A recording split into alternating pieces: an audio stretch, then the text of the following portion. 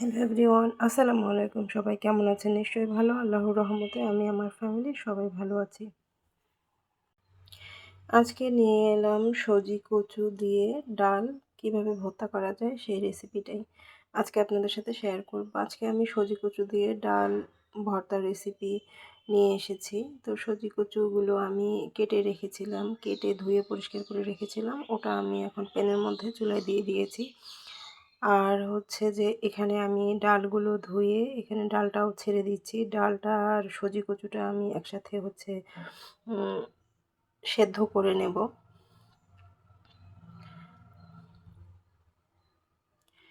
এই ভর্তাটা কিন্তু খেতে দুর্দান্ত লাগে। যখন আসলে কোনো কিছু খেতে ভালো লাগে না, তখন এভাবে ভর্তা বানালে ভর্তাটা কিন্তু খেতে মাশাআল্লাহ অনেক অনেক মজা লাগে। তো এই পর্যায়ে কিন্তু আমি দিয়ে দিলাম এখানে পরিমাণ মতো লবণ, মানে যতটুকু হচ্ছে যে আমার আসলে ডাল আর সজি কচু, তো ততটুকু আমি লবণ এখানে নিয়ে নিলাম। আর এখানে দিয়ে দেব একটু সামান্য পরিমাণে হচ্ছে হলুদ।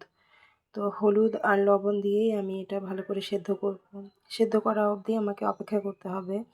তো এখন আমি এটা নেড়েচেড়ে দিচ্ছি। নেড়েচেড়ে দিয়ে এটা আমাকে আসলে সেদ্ধ হওয়া অবধি অপেক্ষা করতে হবে। তো এখানে আমি আসলে ঢাকনা দিয়ে ঢেকে দিয়েছি। আর হচ্ছে এখন ঢাকনাটা তুলে দেখব, আমার কিন্তু পানিটা একেবারেই শুকিয়ে গিয়েছে। আর এই পর্যায়ে মনে হচ্ছে এগুলো হচ্ছে সেদ্ধ হয়ে গিয়েছে। তো এরকম করেই সেদ্ধ করতে হবে। আসলে ডালটাও নরম সফট, আর সজি কচুটা যখন সেদ্ধ হয়ে যায় তখন তো ওটাও অনেক সফট হয়ে যায়। তো হচ্ছে আমি নেড়েচেড়ে দেখতেছিলাম যে এটা সেদ্ধ হয়েছে কিনা। এটা কিন্তু মোটামুটি আমার সেদ্ধ হয়েই গিয়েছে। তো আমি এখন এটা নামিয়ে নিচ্ছি। এ পর্যায়ে আমি প্যানে দিয়ে দিয়েছি পেঁয়াজ আর সাদা তেল আর হচ্ছে কয়েকটা শুকনো মরিচ। আমি শুকনো মরিচগুলো ব্রাউন কালার করে ভেজে নেব।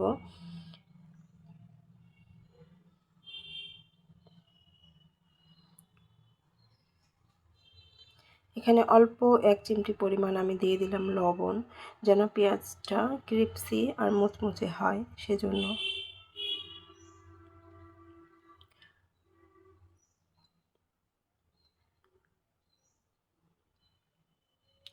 নেড়েচেড়ে পেঁয়াজটা আর হচ্ছে শুকনো মরিচটা, এখানে কিন্তু আমি 4-5টা রসুনের কোয়া দিয়েছি।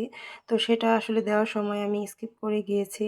তো আপনারা আসলে 4-5টা রসুনের হচ্ছে কোয়াও দেওয়ার চেষ্টা করবেন, তাহলে কিন্তু ডাল আছে, তো এটা খেতে ভালোই লাগবে।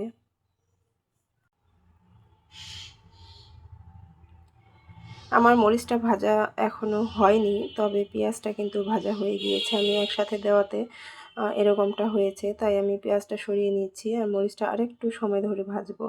তো দেখেন, এটা আমি হাত দিয়ে চেটকে নিচ্ছি। এটা কিন্তু আসলে ব্লেন্ডারও লাগলো না আর পাটায়ও বাটতে হলো না। এটা কিন্তু মানে এত সফট ডাল আর হচ্ছে যে সজি কচু, এটা কিন্তু হাত দিয়েই চেটকে নিয়েই একবারে সফট হয়ে গিয়েছে। তো আমি হচ্ছে যে এটা হাত দিয়েই ভালো করে হচ্ছে যে মাখিয়ে নিচ্ছি।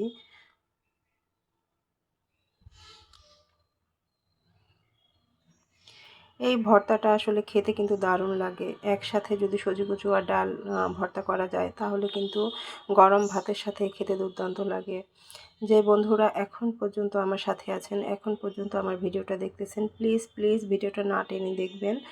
আর অনুরোধ রইল, একটা লাইক ডান করে দেবেন। আর আমার ভর্তা রেসিপিটা আপনাদের কেমন লাগলো সেটা অবশ্যই কমেন্ট সেকশনে কমেন্ট করে জানাবেন। আমি এখন হচ্ছে শুকনো মরিচগুলো আর কাঁচা পেঁয়াজ এই দুটো দিয়ে আবার হচ্ছে যে ভর্তাটাকে মাখাবো। যে কোনো ভর্তা চেষ্টা করবেন শুকনো মরিচ আর কাঁচা পেঁয়াজ, সরিষার তেল, এই হচ্ছে 3টা, সাথে লবণ, এই 4টা উপকরণ দিয়ে শেষের দিকে যদি মাখানো যায়, তাহলে যে কোনো ভর্তার স্বাদটা কিন্তু অন্যরকম আসে। আর শুকনো মরিচের কিন্তু একটা অন্যরকম স্মেল আছে, তো ওটার জন্য কিন্তু স্বাদটা আরও বেশি লাগে, এটা আমরা সবাই জানি। তো হচ্ছে এখানে আমি সরিষার তেল আর মরিচ, পরিমাণ মতো লবণ আর কাঁচা পেঁয়াজ দিয়ে আমি এখন এটা ভালোভাবে মাখিয়ে নেব।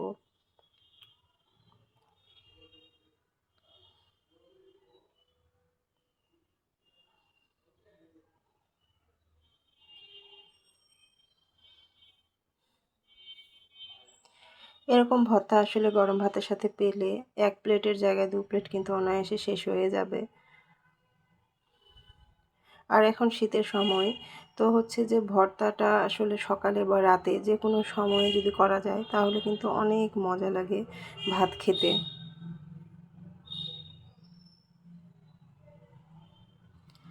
এই ভর্তাটা যে শুধু ভাতের সাথে খাওয়া যায় তাও কিন্তু না। আপনারা চাইলে এটা রুটির সাথেও খেতে পারেন, তাও কিন্তু ভালো লাগবে। এই তো আমার ভর্তা একেবারে রেডি হয়ে গেছে। তো কেমন হয়েছে অবশ্যই কমেন্টে জানাবেন। সবাইকে আল্লাহ হাফেজ। আসসালামু আলাইকুম।